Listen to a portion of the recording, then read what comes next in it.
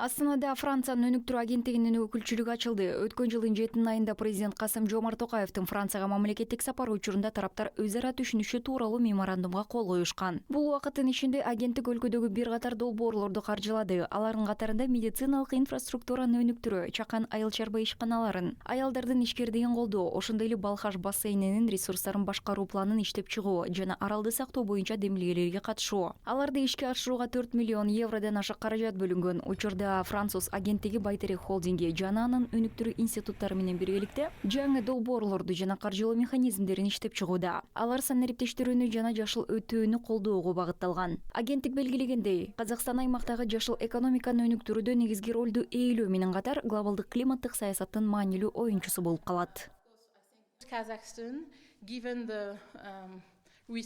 Казакстан критикалык чийки материалдар жаатындагы ресурстарын эске алганда климаттын өзгөрүшүнө каршы күрөштү негизги оюнчу болуп саналат. Анткени бул ресурстар жашыл өткөл индустрияларды колдоодо, энергетикада дагы, климаттын кеңири контекстинде дагы маанилүү ролду ойнойт.